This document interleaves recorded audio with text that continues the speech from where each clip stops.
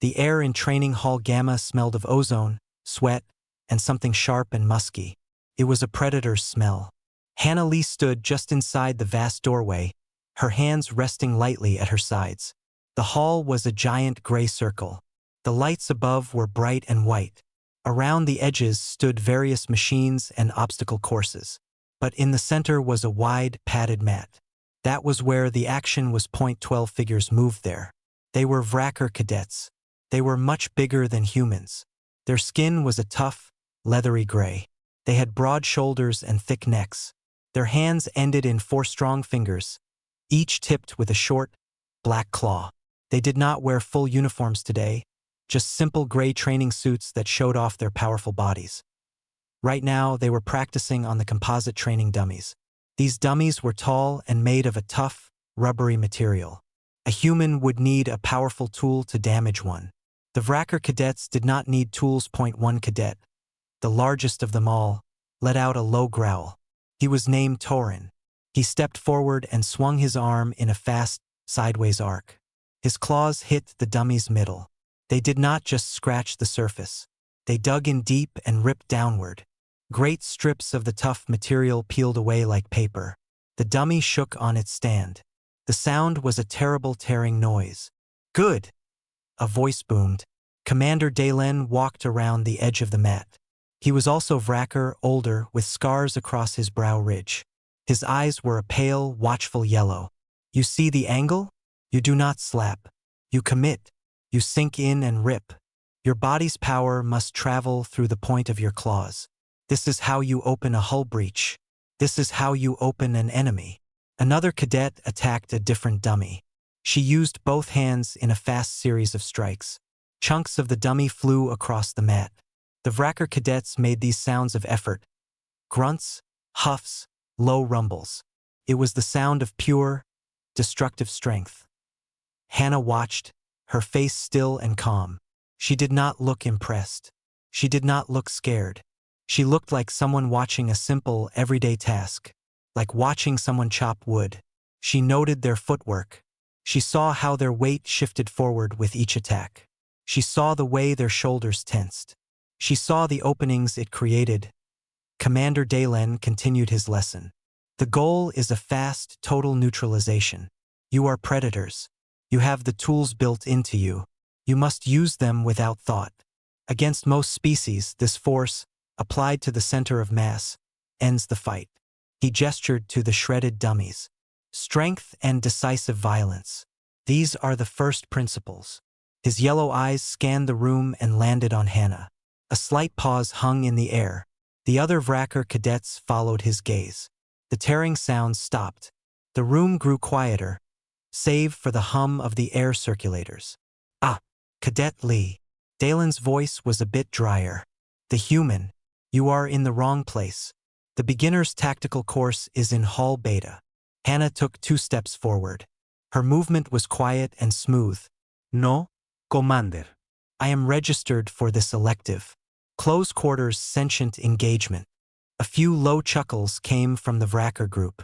Torin smiled, showing sharp teeth. "Engagement? You will engage what? The floor when you fall." Dalen held up a hand, silencing them, but his expression was clear. He thought it was a mistake too.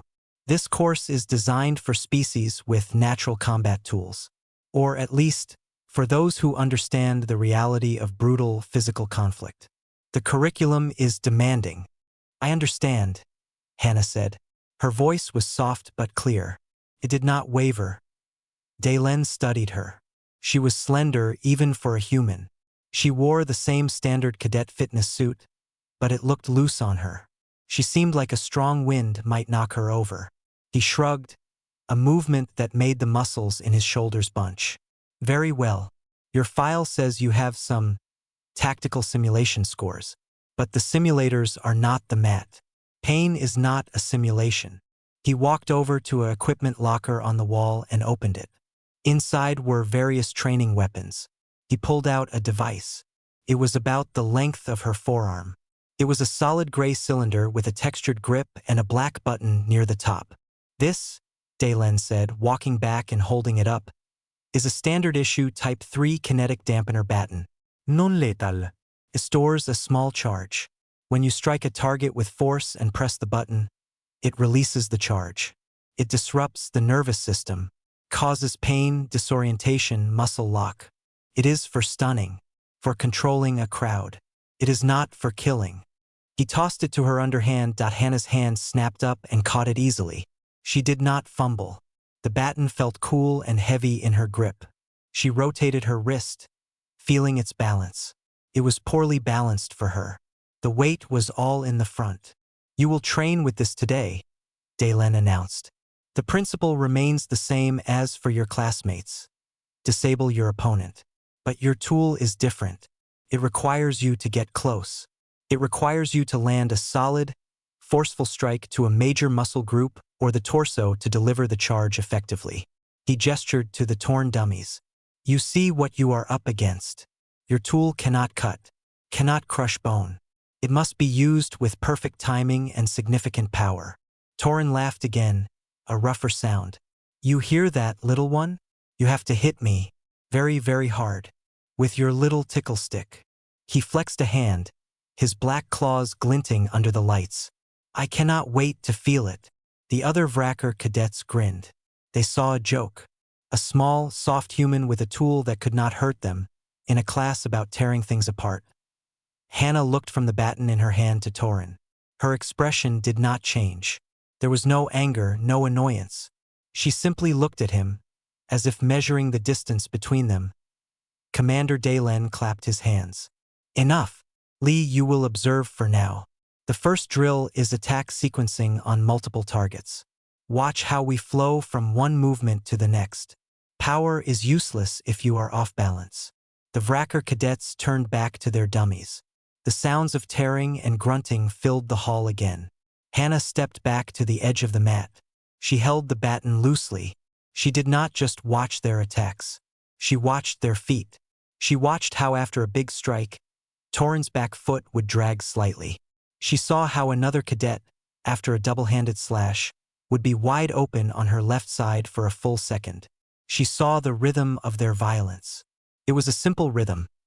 Gather, strike, recover. It was strong. But it was not smart. As she watched, her fingers moved subtly on the baton. She adjusted her grip. Not like a club to be swung down with all her might. She held it more like a short rod, one end planted firmly in the base of her palm. Her last two fingers locked around it. Her index finger rested near the stun button. It was a precise grip. Control grip. Jean Choi, her friend, had warned her about this class. He had said it was a predator's club. He was right, but Hannah was not here to join their club. She was here to understand it. And in understanding, she saw not just their strength, but the blueprint of their weakness. Commander Dalen believed the baton was a weak tool for a weak species. He saw it as a symbol of human limitation. To Hannah, it was just a piece of metal, a lever, a key. The real tool was the mind that understood where to place it and when. The lesson of force against armor was not wrong, but it was incomplete. It assumed the only way to beat armor was to break it. Hannah knew another way, a way that did not meet force with force, a way that asked the armor to defeat itself. She stood there, a calm figure in the storm of simulated violence, and waited for her turn to demonstrate. The mess hall of the ASTREUS Orbital Academy was a wide, noisy room with a high ceiling. Long tables were arranged in sections. Different species tended to group together. The low, rumbling talk of the Vrakkars came from one corner. The quick, melodic chirps of the avian Salira came from another. Hannah Lee sat at a table in the human section.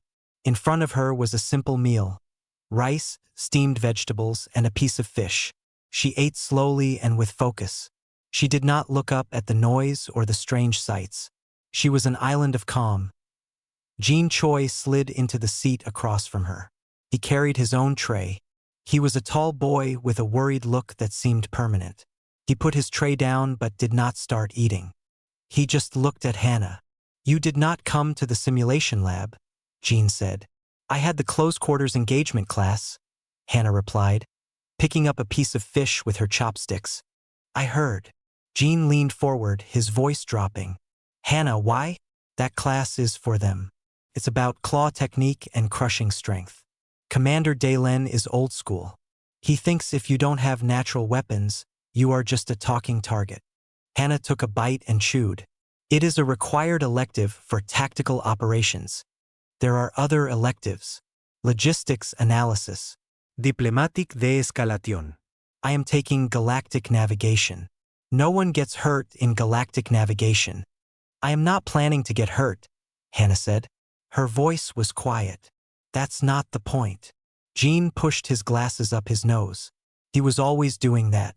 They handed you a non-lethal baton today, right? The Type 3 dampener.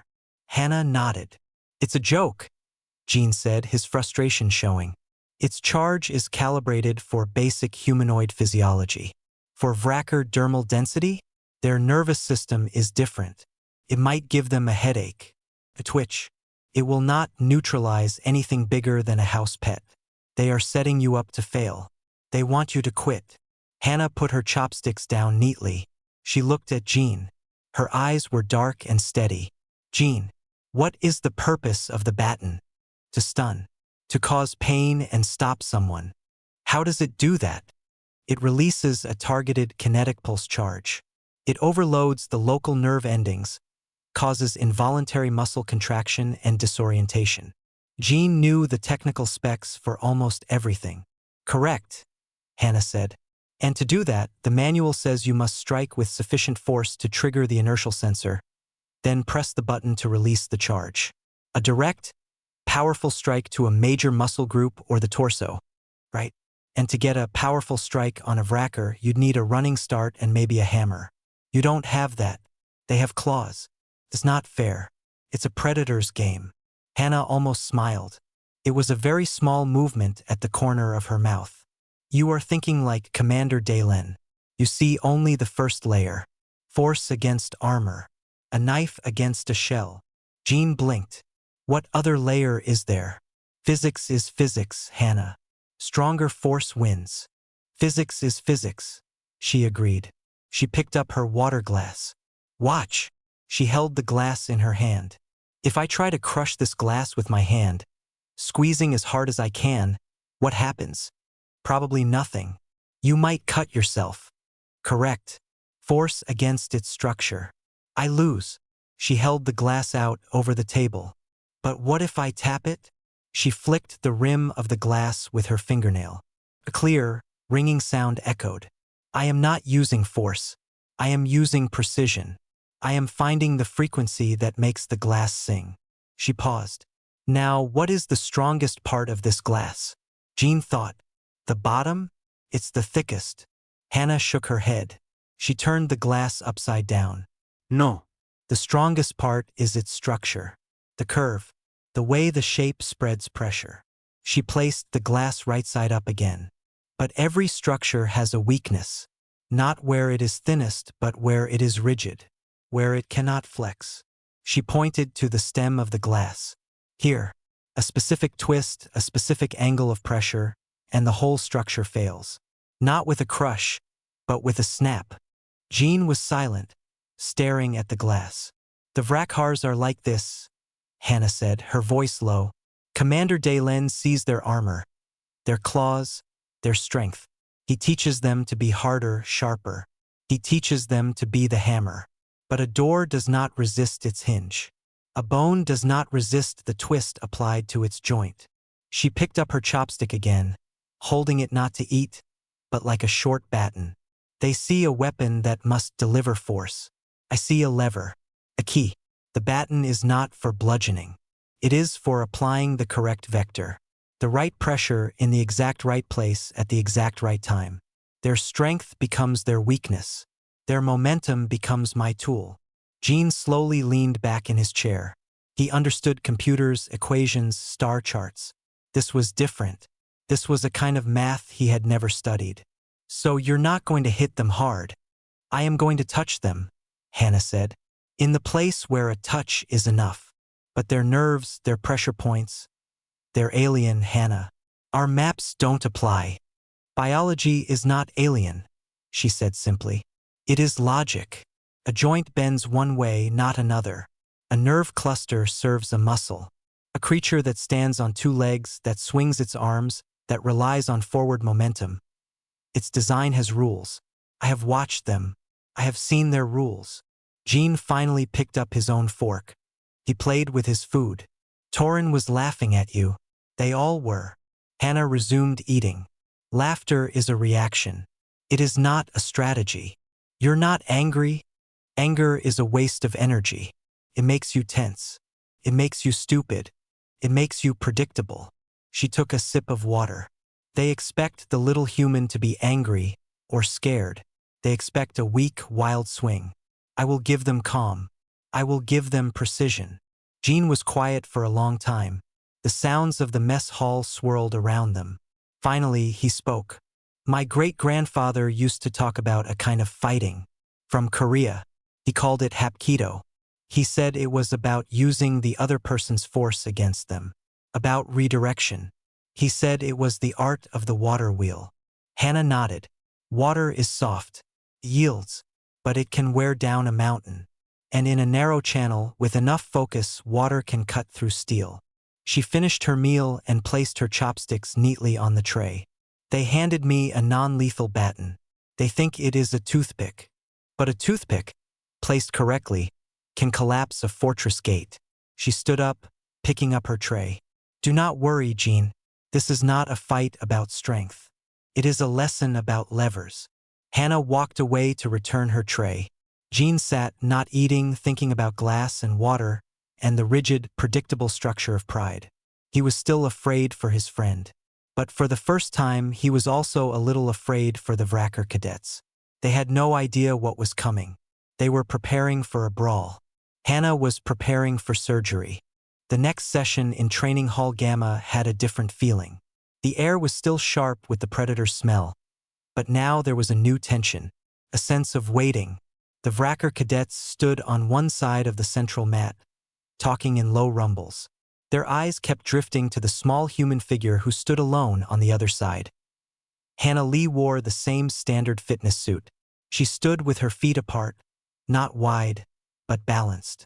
Her hands were clasped loosely behind her back. She watched Commander Dalen as he paced in the middle of the mat. She did not look at the other cadets. She seemed utterly focused. Commander Dalen stopped his pacing and faced the group. His yellow eyes swept over them. Yesterday, we covered offensive principles. Raw power applied with intent. Today, we considered defense. Or more accurately, the transition from defense to immediate neutralization. The moment you are attacked is the moment your attacker is most vulnerable. They have committed. Their balance is forward. Their options are closed. He turned towards Hannah. Cadet Lee, step forward, please. Hannah walked to the center of the mat. Her steps were silent on the padded surface. She stopped where Dalen indicated, facing the group of Vrakkars. Lee is our demonstration partner today, Dalen announced. A few of the cadets smiled. Torin crossed his thick arms over his chest, a confident smirk on his face. Dalen picked up the Type 3 baton from a small equipment table. He held it up. This is her assigned tool. The scenario is simple. Lee will defend against a single opponent. The opponent's goal is to grab her, to simulate a close-quarters breach. Lee's goal is to use her tool to achieve a neutralized status on her opponent. A 3-second incapacity. He handed the baton to Hannah. She took it. Her fingers settled into the same grip she had practiced the day before. Not a club grip. Control grip. She held it down by her side, looking relaxed.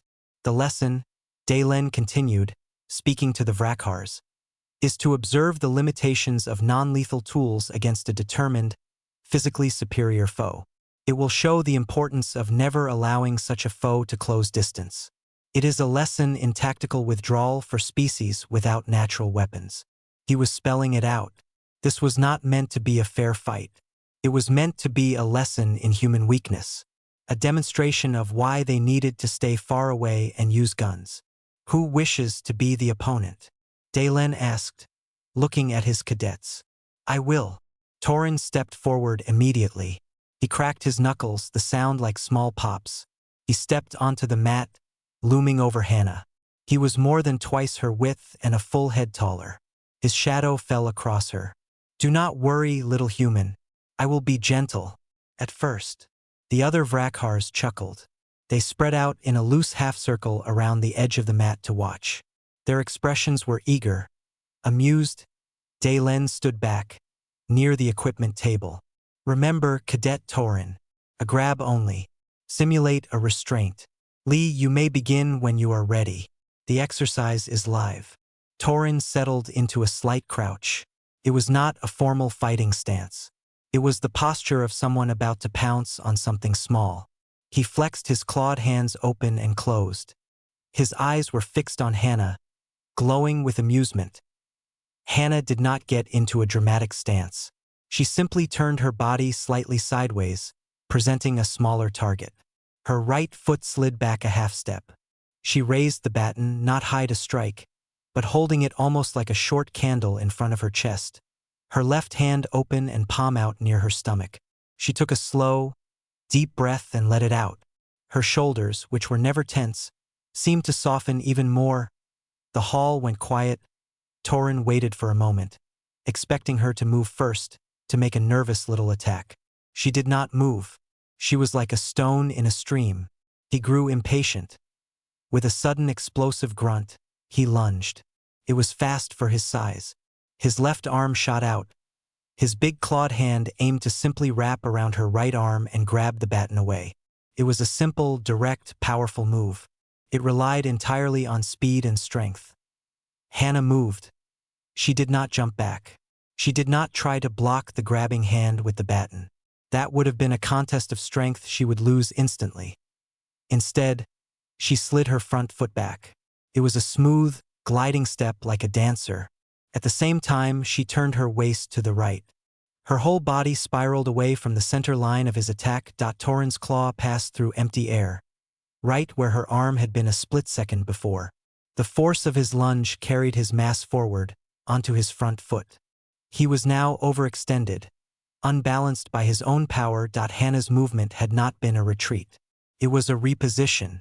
She was now almost beside him on his right side.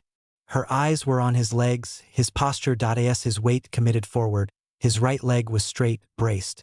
Hannah's left hand, the open one, shot out not to push, but to tap the back of his right knee. It was a guiding touch, not a strike. The real action was in her right hand. The baton came down in a short, sharp, precise arc. It was not a swing from the shoulder. It was a movement from the elbow and wrist. The tip of the baton tapped precisely, like a doctor testing a reflex, right on the small, hollow spot behind his left knee. The popliteal fossa. It was not a hard hit. There was no loud thump. It was a tap. But it was a perfectly placed mechanical interrupt. The knee joint, when braced straight, is vulnerable from behind. The tap did not need to be hard. It just needed to be exactly on time. Torin's nervous system sent a jolt of surprise. The supporting muscle on the back of his leg flinched, just for an instant. That instant was enough. His braced knee buckled, just a little. It was not a collapse. It was a stumble. It was all Hannah needed. As Torin's head jerked down slightly with the stumble, his jaw was exposed. Hannah's baton, following its first motion, circled up from the knee tap. It was one continuous, flowing move. The other end of the baton now touched the soft spot just under the angle of his jaw.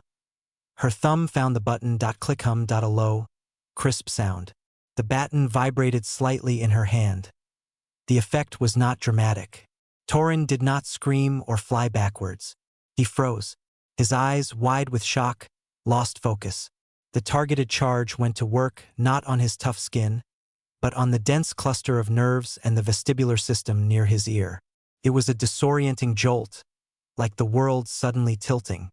His balance, already compromised by the knee buckle, completely left him. He did not fall like a tree. He slumped like a sack, dropping first to his knees, then tipping over onto his side on the mat. He lay there, blinking rapidly, trying to understand why the room was spinning. Silence. Complete, total silence filled training hall Gamma. The amused smiles were gone from the faces of the Vrakkar cadets. They were just staring. Their brains were trying to process what they had just seen. It had been too fast. There was no clash, no struggle. Their biggest, strongest cadet had lunged, and then he was on the ground. It looked like magic. It looked like a trick. Commander Dalen had taken a step forward. His scarred face was unreadable, but his yellow eyes were wide. He had expected a clumsy dodge, a futile Baton strike that bounced off, a lesson. He had not expected this clinical, effortless dismantling. Hannah took 2 calm steps back. She deactivated the Baton. She looked down at Torin for a brief second, then up at Commander Dalen. Her expression was the same as before. Calm, focused, waiting for instruction. On the mat, Torin groaned and shook his head, pushing himself up on one elbow. He looked at Hannah, then at his own hands, then back at Hannah. His face showed pure, uncomprehending confusion. He had not been beaten. He had been switched off. The lesson had just taken a very unexpected turn. The silence in the training hall was heavy. It was the kind of silence that comes after a loud noise, when your ears are still ringing. The Vracker cadets stared at Torin, who was now sitting up on the mat, rubbing the side of his neck. He looked dazed, like someone who had just woken up from a deep sleep. He looked at Hannah, his confusion turning into a slow, hot anger. Commander Dalen finally broke the quiet. His voice was lower than before, carefully controlled. "Are you fit to continue, Cadet Torin?" Torin got to his feet, a little unsteady. His pride was clearly wounded. "I am fine," he growled. He glared at Hannah. "She used the stun setting. That is all. A cheap trick. She did not defeat me. She just pressed a button." Dalen's eyes narrowed slightly. He had seen the sequence. The stun was the finish. The setup was the subtle knee tap, the perfect redirection. But he said nothing. He was observing. Another Vracker cadet, a female named Kira, stepped forward. Her eyes were sharp and angry. It was a fluke. Torin was overconfident. He did not respect the tool. "Let me try. I will not make that mistake." Dalen considered for a moment, then gave a short nod. "Very well. Same parameters. A grab. Cadet Lee, defend."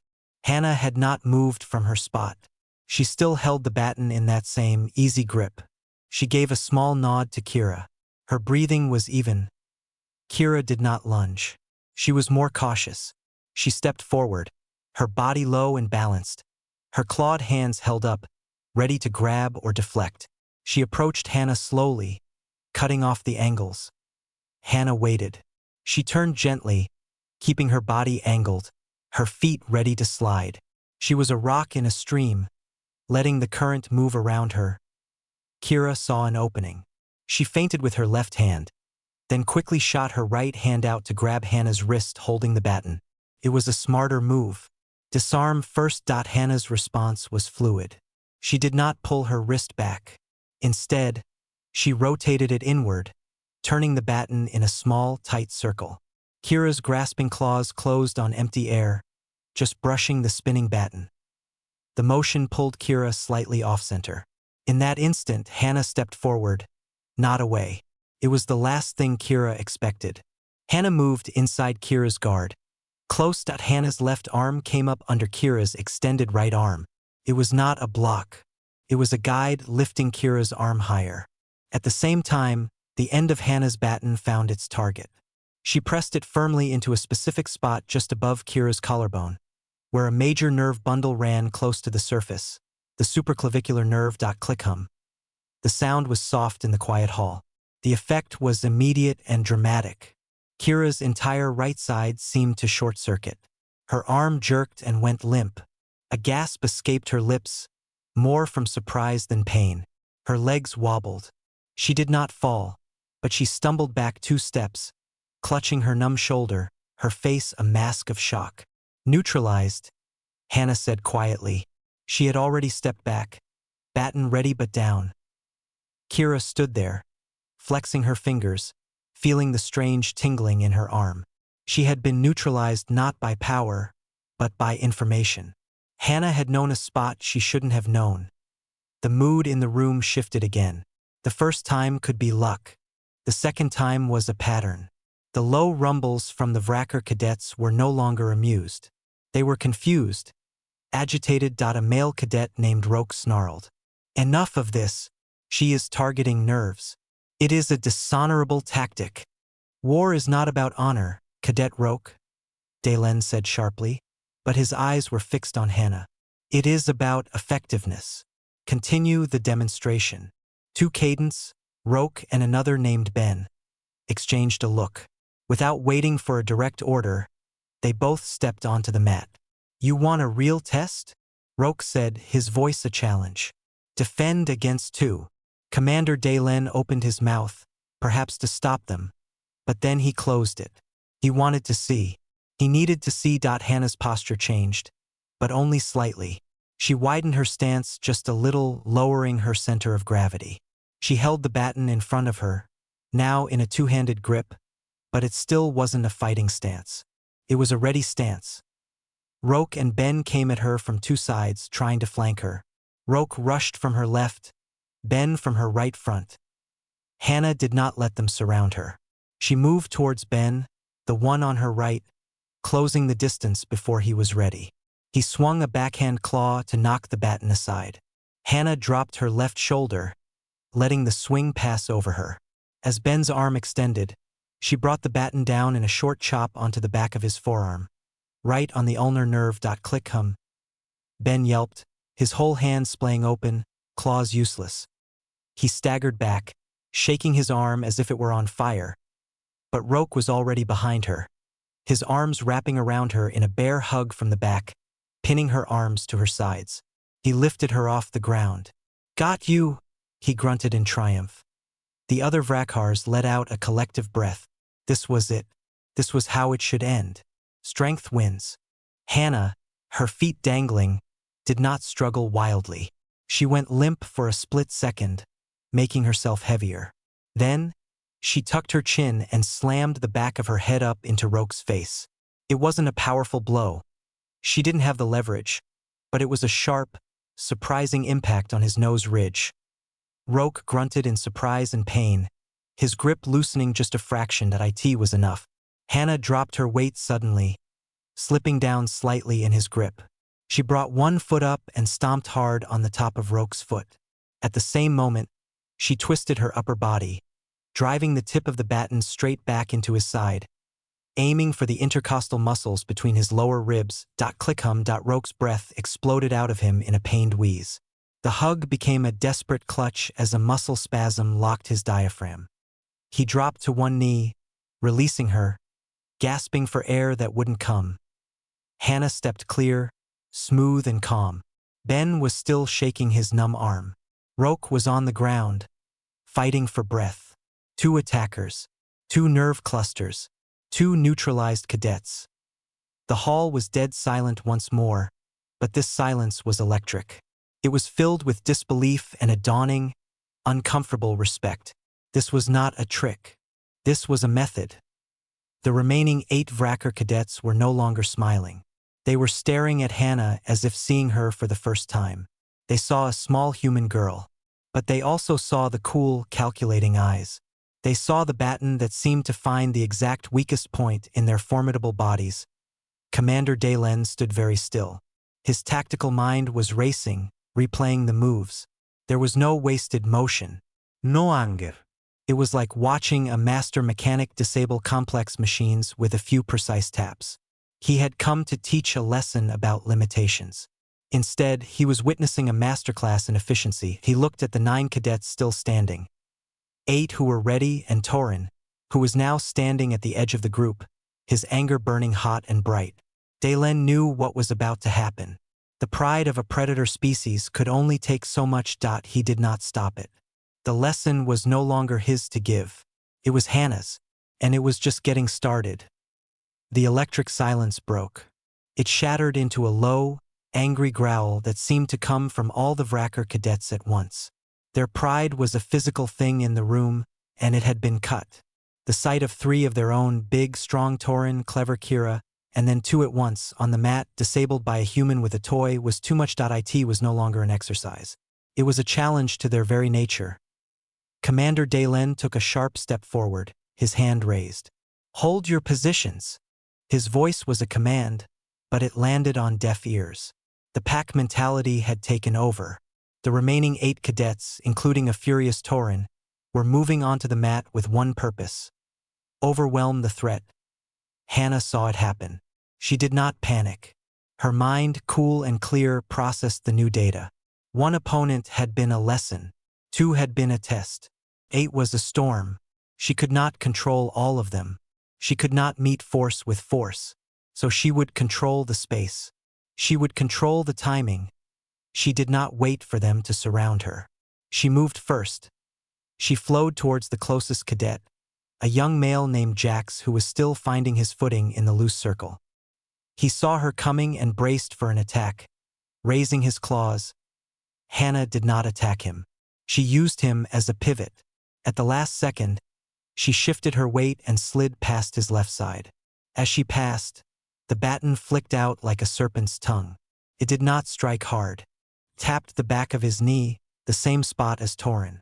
It was a reminder.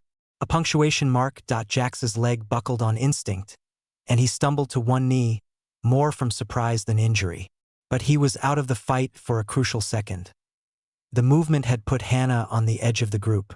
She broke the forming circle. Now they were a ragged line facing her. This was better. She could see them all. 2 cadets, a male and a female, charged her together. They were trying to corner her against the equipment lockers. Hannah retreated, but not in a straight line. She angled back and to the side, making them adjust their path. They collided with each other, their coordination broken. Hannah stepped in during that moment of confusion. For the female, she used a simple, direct technique. The cadet threw a straight punch. Hannah parried it not with resistance, but with a redirecting slap of her left hand on the cadet's wrist, pushing the fist harmlessly past her head. In the same motion, she brought the baton up and touched it to the side of the cadet's neck, near the carotid artery. Clickhum. The cadet's eyes rolled back, and she dropped like a puppet with its strings cut, landing softly on the padded mat. Unconscious for a moment, the male cadet, enraged, swung a wild, heavy backhand. It was powerful but slow. Hannah ducked under it. As the swing passed over her, she rose and drove the baton straight up into the cadet's exposed armpit. The axilla, where a major nerve plexus lay. Clickhum. He screamed. A short, sharp sound of pure, shocking agony. His entire arm went dead. He stumbled away, clutching at his shoulder, his face pale. 4 down. The remaining 4, including Tauren, were more cautious now. They spread out, trying to come at her from different directions again. But they were hesitant. They had seen what happened to those who charged. Hannah did not let them set the pace. She chose her next target, a cadet who was hanging back, looking unsure. She moved towards him quickly. He flinched, raising his arms in a defensive block. Hannah feinted high with the baton. He raised his arms higher to block. She instantly dropped and swept her leg in a low, fast arc, hooking his ankle. It was a basic sweep, but perfectly timed. He crashed down onto his back. The wind knocked out of him. She didn't even stun him. He was just out of the fight. 5 down. Tauren saw his opening.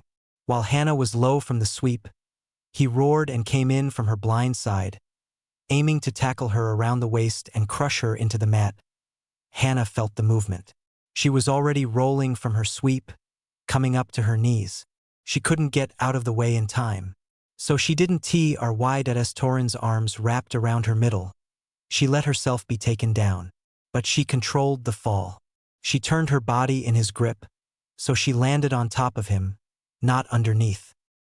His breath whooshed out as he hit the mat with her weight on his chest. Before he could tighten his grip, Hannah brought the heel of her palm up in a short, sharp strike under his nose. It wasn't meant to break anything. It was meant to disorient, to cause a flood of tears and pain. Tauren's head snapped back, his eyes watering. His grip loosened. Hannah scrambled up, kneeling on his chest. She placed the baton on the center of his forehead. She looked him right in his watery, pained eyes. Clickhum.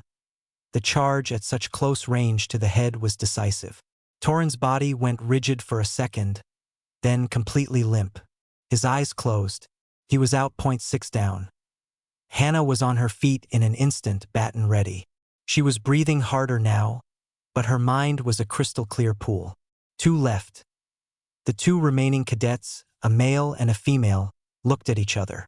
The fight had gone out of them. They saw their strongest leader unconscious on the ground. They saw their classmates groaning, clutching numb limbs. They saw the small human girl, standing calmly amidst the wreckage of their pride, barely marked. They didn't charge. They attacked one after the other, hoping to catch her tired. The male came first with a clumsy grab. Hannah deflected his arm, stepped behind him, and delivered a sharp tap with the baton to a spot on his lower back, right over the kidney. He yelped and fell to his knees, curling up in pain. 0.7 down. The last cadet, the female, let out a cry of pure frustration and lunged. All technique gone, just raw emotion. Hannah sidestepped the lunge perfectly. As the cadet stumbled past, off balance, Hannah reached out. It wasn't even a strike. She simply placed the activated baton on the back of the cadet's thigh as she passed. Click hum. The cadet's leg seized up. She tripped over her own locked muscle and fell face first onto the mat, sliding a little before stopping. She lay there, pounding the mat once with her fist in angry defeat. Then, there was silence. The only sounds were the hum of the lights, the soft ventilation, and the ragged breaths and low groans of 12 Racker cadets scattered around the padded floor. Some were unconscious. Some were writhing from nerve pain. Some were just sitting, stunned and ashamed. That in the center of it all stood Hannah Lee. A trickle of sweat ran down her temple. Her fitness suit was a little rumpled. She held the non-lethal baton loosely at her side. She looked around at the results of her work, her expression unchanged. There was no triumph in her eyes. Neues Mirk. There was only a quiet assessment, as if checking items off a list. She turned her head and saw Commander Dalen. He had not moved from his spot near the equipment table since the storm began. His arms were folded across his chest. His face, usually so stern and certain, was blank with profound shock. Hannah walked over to him. She stopped a few feet away. She held out the baton, offering it back to him handle first. "The demonstration is complete, Commander," she said, her voice even, slightly breathless but calm. 12 Predator cadets have been neutralized. She did not say defeated. She said neutralized. It was a technical term, a clinical result. She waited, the baton extended, surrounded by the evidence of a completely different kind of warfare. Commander Dalen stared at the baton in Hannah's outstretched hand. He did not take it immediately. His eyes moved from the simple gray cylinder to her face, then past her, scanning the training hall floor. It looked like the site of a strange disaster. His cadets, the pride of the Vracker cohort, were strewn across the mat in various states of distress. Groans of pain and confusion filled the air where just minutes before there had been only growls of confidence. His mind, trained for tactics and brute force scenarios, struggled to process what he had witnessed. It had not been a fight. A fight implied exchange, struggle, clashing wills. This had been a procedure, a systematic application of pressure to critical failure points. He had seen every move, but he still could not believe the result. Slowly, he reached out and took the baton from her. It was cool in his hand. He turned it over as if seeing it for the first time. It was just a tool. A simple, non-lethal tool his own security forces used for crowd control. He looked back at Hannah. She stood waiting, her hands now empty at her sides. She was not breathing heavily from exertion. She was breathing steadily, recovering. Her calm was the most unnerving thing of all. "Medics," Dalen finally said, his voice rough. He tapped a comm unit on his wrist. "To Training Hall Gamma. Multiple cadets require evaluation. Nerve disruption and disorientation. Non-critical." He let his arm fall and took a step past Hannah onto the mat. He walked over to Torin, who was beginning to stir. The big cadet groaned, blinking his eyes open. He saw Dalen standing over him and shame flooded his face. He tried to sit up. "Be still," Dalen ordered, his tone not unkind. It was the tone of a commander assessing damage. The medics are coming. He looked at the others. All of you, do not try to get up until you are cleared. He walked among them, a scarred old warrior in a field of fallen champions. Kira was rubbing her shoulder, the feeling slowly returning. Ben was flexing his hand, his fingers still trembling. The cadet who had been struck in the armpit was sitting up, his face pale but his breathing normal. One by one, they were coming back to themselves, their bodies recovering from the precise, temporary shocks. The humiliation in their eyes was sharper than any physical pain. They avoided looking at Hannah. They avoided looking at each other. The hall doors hissed open. A medical team of 2 humans and a Sileron hurried in with float stretchers and scanner packs. They stopped for a second, taking in the scene. 12 Vracker cadets down, 1 human cadet standing. Their professional masks slipped for a moment, showing pure astonishment. "See to them?" Dalen said, gesturing. The medics sprang into action, moving from cadet to cadet with their scanners. Soft beeps and medical chatter filled the air. Localized nerve overload. Dissipating. Minor vestibular disruption. Patient will have a headache. Muscular spasm. Recommend relaxant. Dalen turned away from them. He walked back to where Hannah still stood. Jean Choi had appeared at the doorway, having heard the commotion. His face was white with worry, but when he saw Hannah standing alone and unharmed, and the Vrakhars on the floor, his worry turned to stunned disbelief. "Cadet Lee," Dalen said, "walk with me." He led her to the side of the hall, away from the medics and the groaning cadets. He stopped by a viewport that looked out onto the stars and the curve of a blue and green planet below. For a long moment he said nothing. He just stared out the port. Then he spoke without looking at her. "What was that?" Hannah followed his gaze to the stars. "The demonstration you requested, Commander." "Do not be clever with me," he said. But there was no real anger in his voice. There was a deep, professional curiosity. "I have seen combat in 3 systems. I have fought Terrans in the border skirmishes. I have never seen anything like that. You did not fight them. You dismantled them." "Yes," Hannah said simply. "How?" He finally turned to look at her. His yellow eyes were intense. "The Baton is a weak tool. Its charge is insignificant against Vracker physiology. I handed it to you to make a point about human limitations." "I understand," Hannah said. "You saw the tool as a hammer, too small to break our armor. So you thought it useless. And you did not." "No," Hannah turned to face him fully. "You taught force against armor. I used the armor against itself. A door does not resist its hinge. Their strength, their momentum, their predictable aggression.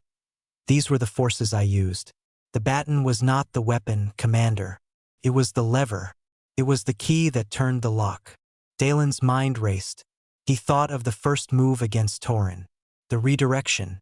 The tap behind the knee. You attacked their structure. Their balance. "Their biology has rules," Hannah nodded. "A joint bends one way. A nerve serves a muscle. A creature that relies on forward charge must commit its weight. I did not need to match their power.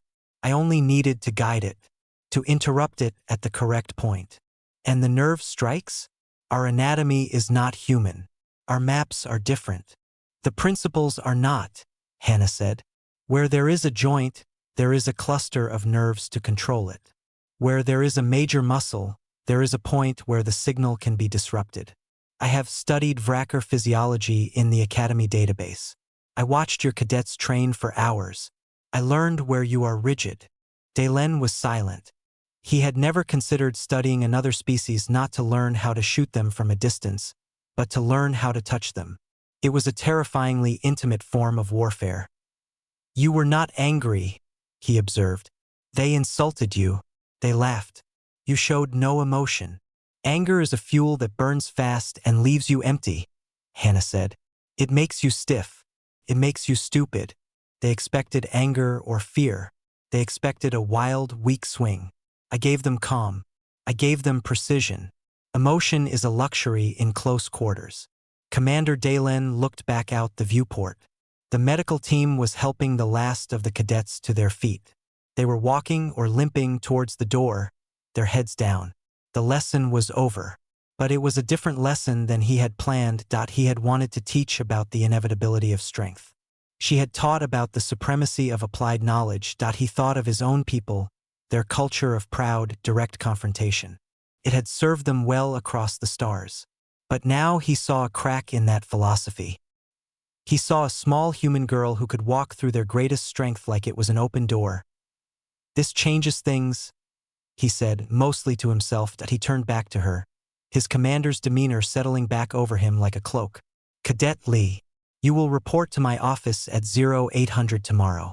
We will be revising the close quarters sentient engagement curriculum. You will provide input. You will help me design a module based on principles of kinetic redirection and anatomical leverage." He paused, choosing his words with uncharacteristic care. "What you did today was not a fluke. It is a teachable skill. A terrible, effective skill. My people need to learn it, and they need to learn how to defend against it." Hannah gave a single, respectful nod. "Yes, Commander." Dalen looked at her for a long moment. The little human with the calm eyes. She had not just beaten his cadets. She had challenged his entire understanding of conflict.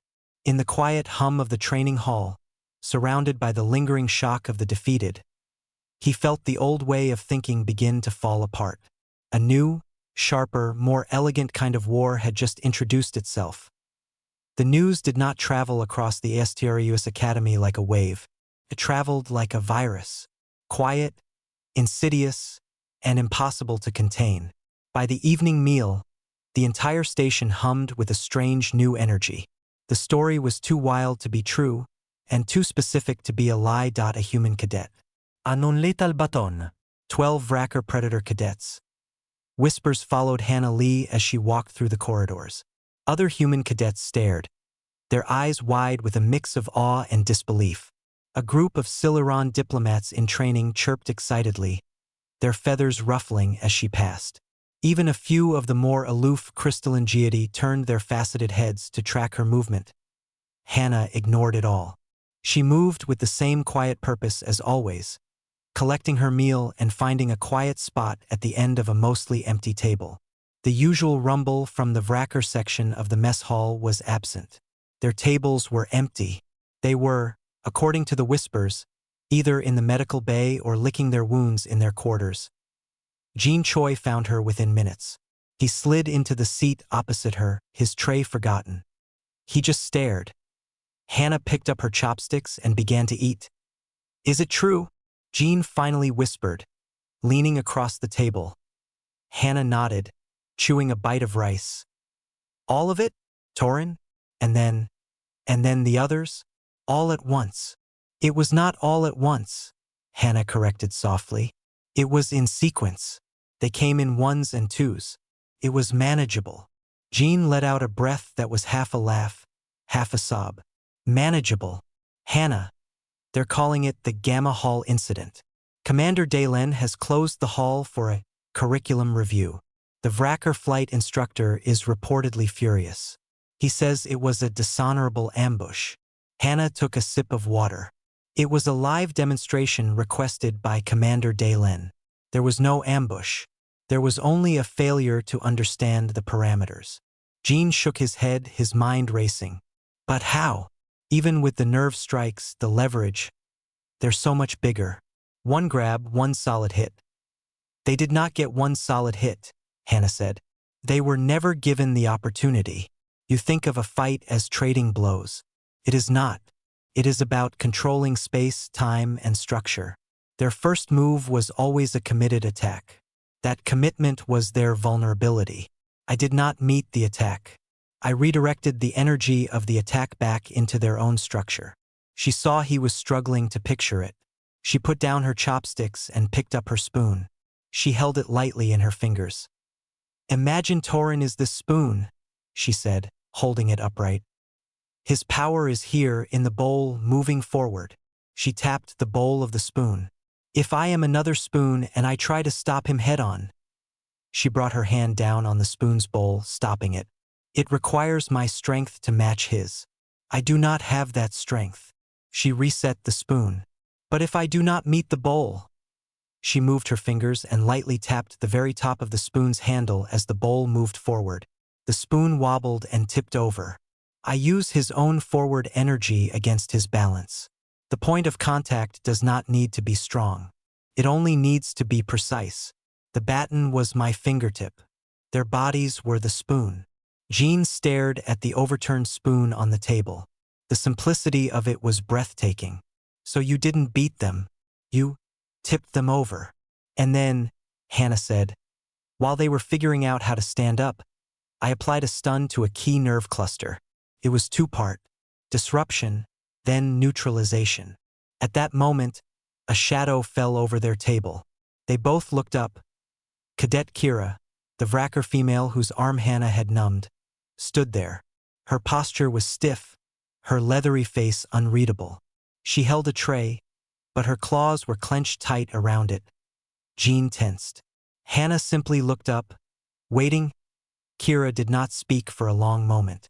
The mess hall around them had grown quieter, everyone watching. May I sit? Kira's voice was low, a rough rumble. Hannah nodded to the empty space beside Jean. Yes.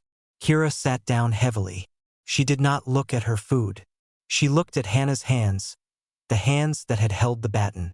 The medics say there is no permanent damage. The numbness is gone. I am glad to hear it, Hannah said. Her tone was polite.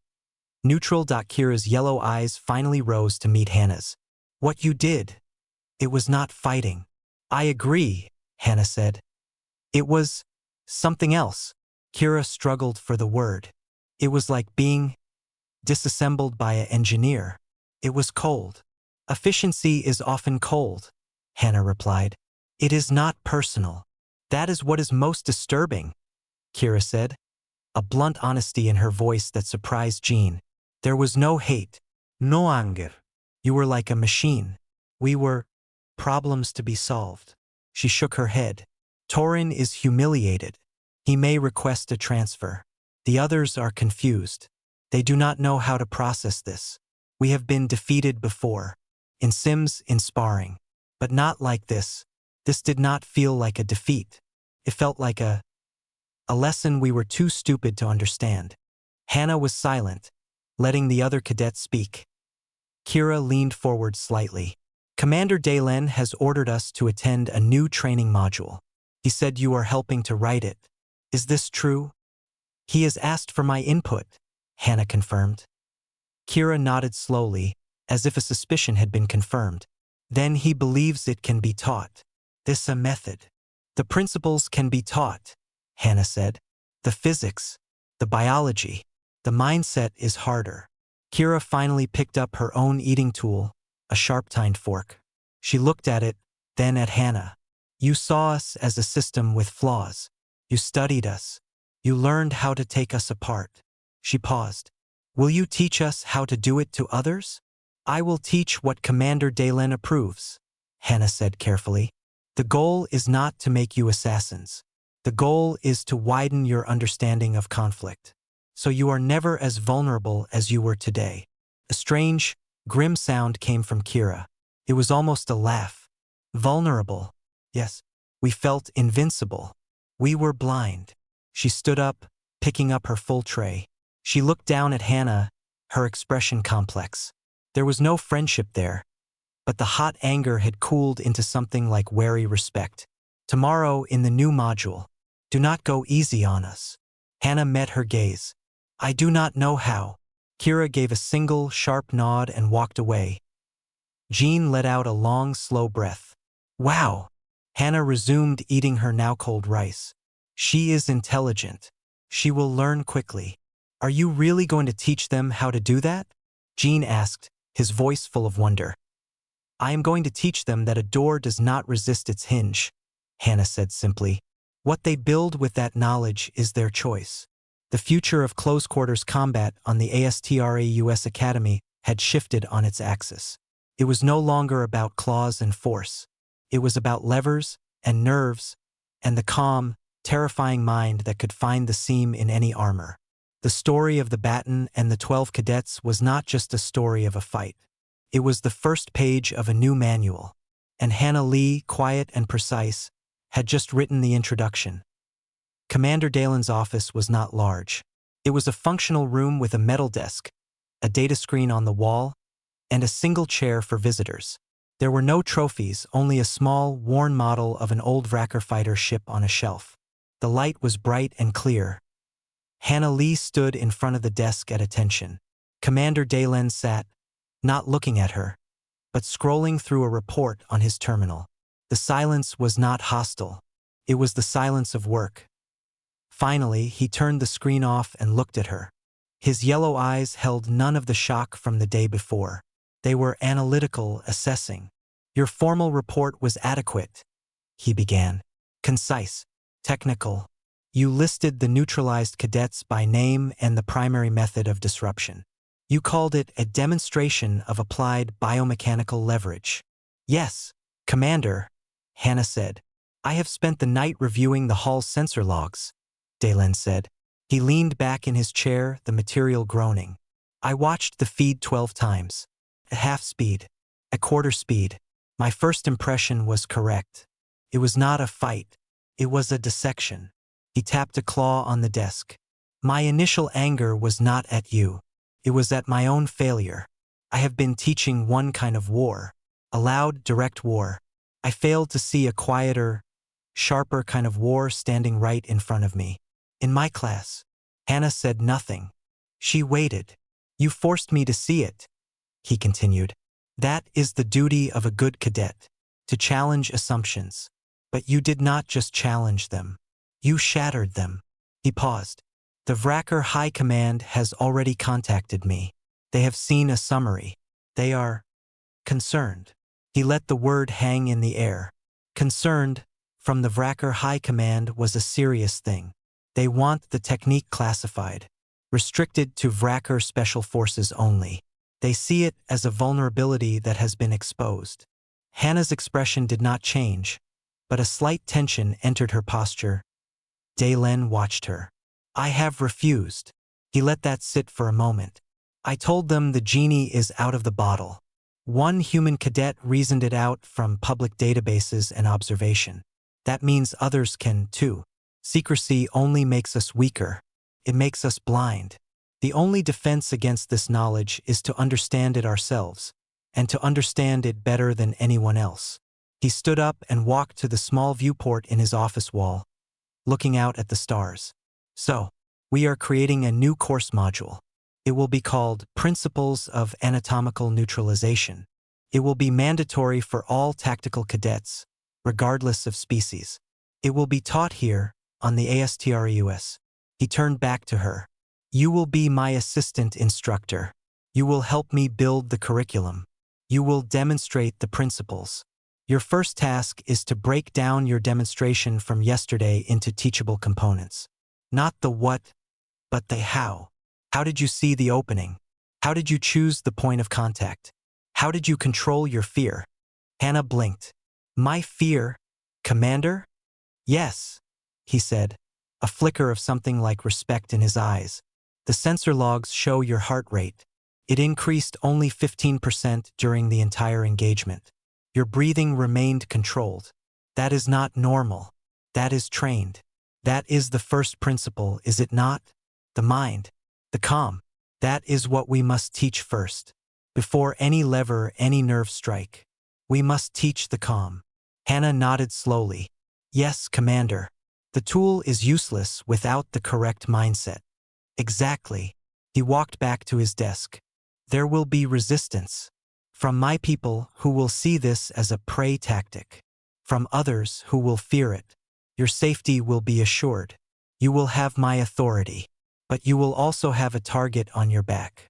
The story of what you did is spreading. Some will want to test you, to beat you and prove the old way still works." "I understand," Hannah said. "Do you?" Dalen asked, his voice low. "This is not just about teaching a class. You are changing a culture. You are telling proud warriors that everything they know about personal combat is incomplete. That is a dangerous thing to do. Hannah met his gaze. A locked door is only safe until someone finds the key, Commander. It is better to know how many keys there are and who holds them. A slow, grim smile touched Dalen's scarred mouth. It was an unusual sight. Well said, Cadet. He sat down. Dismissed. Your first curriculum outline is due in 48 hours. Start with the spoon. Hannah's eyebrows raised a fraction. The spoon, sir? I have my sources, Dalen said, the smile lingering. Start with the theory of the spoon. Dismissed. Hannah saluted, turned, and left the office. The corridor outside was busy with cadets moving to their first classes. The whispers started again as she passed. But now they were different. They were not just about a crazy story. They were about the cadet who was going to help write a new class. The human who was going to teach Vrakhars how to fight. She saw Jean waiting by a junction, his face anxious. He fell into step beside her. Well, what happened? Are you in trouble? Are they sending you home? No, Hannah said, walking steadily towards the library. I have homework. Homework? I am to help design a new course module on anatomical neutralization. Jean stopped walking, his mouth open. You're teaching? Them?